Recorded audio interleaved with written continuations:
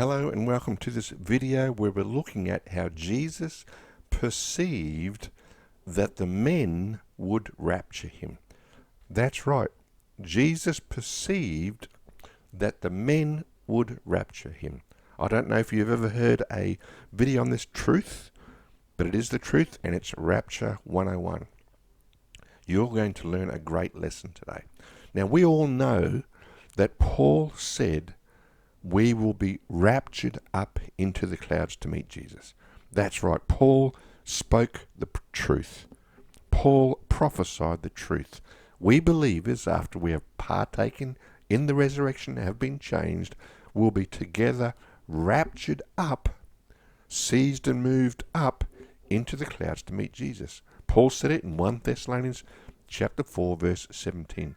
Then we which are alive and remain until the coming of the Lord shall be harpazo, raptured up together with them in the clouds to meet the Lord in the air. That's who we're going to meet, the Lord in the air. Together, we are all going to be seized and moved up into the clouds to meet the Lord in the air. And then we will always be with the Lord. So yes, it's in this verse where it reads about the rapture, the being caught up, the being seized and moved. Now I want to show you how this exact same Greek word, harpazo, which is the rapture, is used in Scripture. That's right. We're going to look at another verse in Scripture where this Greek word harpazo is used so that you can see how the Greek-speaking people use it in their language, how they use it in their Greek literature. John used this same Greek word harpazo in John chapter 6, verse 15. Have you ever read the story of Jesus feeding 5,000 men? That's right, the story of Jesus feeding 5,000 men. In that same story, we read of these same 5,000 men wanting to rapture Jesus. So here is the story. Let's begin. John chapter 6, verse 10, 11, and 12. It says this: Jesus said, "Make the men sit down." Now there was much grass in the place, so the men sat down, in number about 5,000. That's right, about 5,000 men were sitting on the grass. And Jesus took the loaves, and when he had given thanks, he distributed to the disciples, and the disciples to them that were set down. So the disciples are feeding these 5,000 men. And likewise with the fishes, as much as they would. And then in verse 12 it says this: when they, the men, were filled, he said to his disciples, "Gather up the fragments that remain, that nothing be lost." So the story is about these men that Jesus was feeding. Let's continue. Therefore they gathered them together and filled 12 baskets with the fragments of the 5 barley loaves, which remained over and above unto them that had eaten. And in verse 14 it says this: then those men, these 5,000 men, when they had seen the miracle that Jesus did, said, "This is of a truth, that prophet that should come into the world." And now you're going to read how they were going to rapture Jesus. Jesus himself perceived what they were going to do. So now we come to the harpazo, this rapture. Verse 15 says this: when Jesus therefore perceived that they, these 5,000 men, would come and harpazo him, that they would come and take him by force, that they would come and rapture him, to do what? To make him a king. When he perceived that, guess what he did? He departed from them again into a mountain by himself. Yes, Jesus perceived that they were going to rapture Jesus. These men were going to rapture Jesus and make him their king. They were going to take Jesus by force. They were going to harpazo Jesus. That's what harpazo means. That's what the word rapture means, to take by force. They were not going to take him to kill him. They were going to take him to make him a king. They were going to seize and move him and make him a king. Look and learn this lesson. When Jesus therefore perceived that they would come and harpazo him, that they would take him by force, that they would rapture him, he departed again to a mountain by himself. Now, were they going to change Jesus' body? Were they going to make Jesus' body immortal and incorruptible?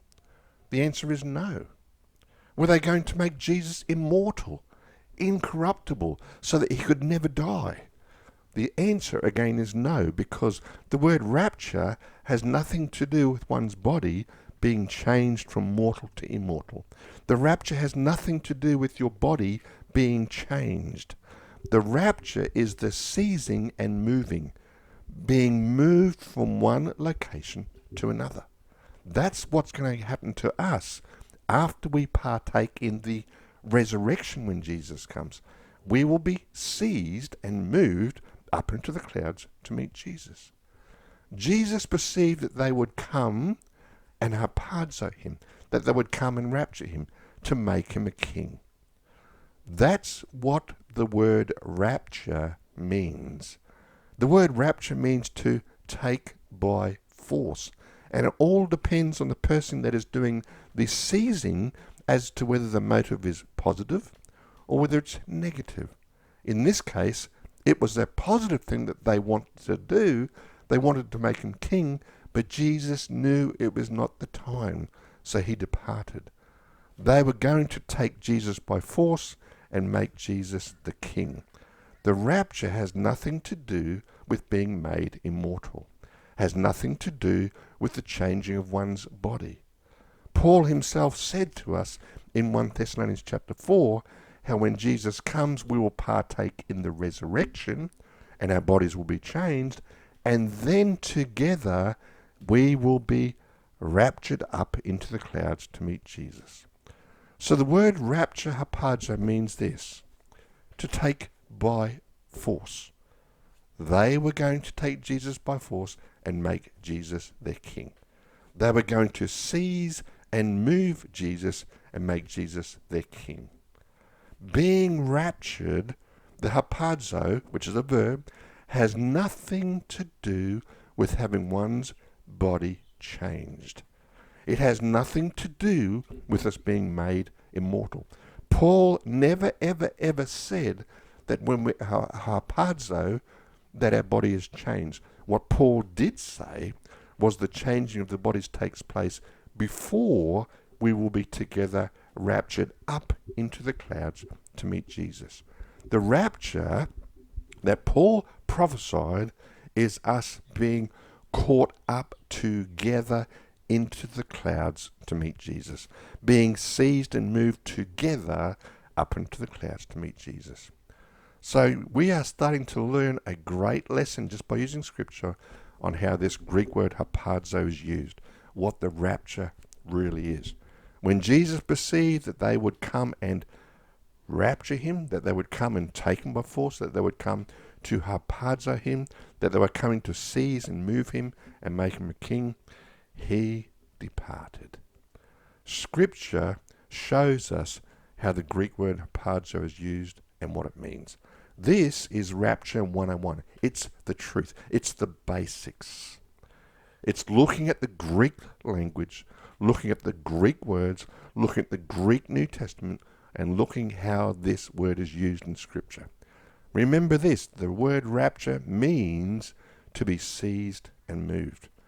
It's what will happen to us all after we have partaken in the resurrection. In 1 Thessalonians 4:17 it says this: "Then we which are alive and remain shall be raptured up together with them in the clouds." Seized and moved up together with them in the clouds. Harpazo, up together with them in the clouds. And why? Why are we all going together up into the clouds? It's for the purpose of meeting Jesus in the air. We will be seized and moved from where we will be standing on the ground up into the clouds to meet Jesus. That's what the word rapture means. Sadly, there are some that destroy the Greek language. They destroy the Greek word harpazo, and they make up their fable, and they start to tell believers that the rapture is something more when it's not. The rapture, the English word rapture, is the Greek word harpazo, which is a Greek word that is a verb, and it means to be seized and moved. And in all the places where it's used in Scripture, we see that truth where it's being seized and moved from one location to another. I hope this video has blessed you. Please share it with other believers so that they may know the truth, Rapture 101, of what the word rapture is, what it means, and how it is used in Scripture. Thank you for watching.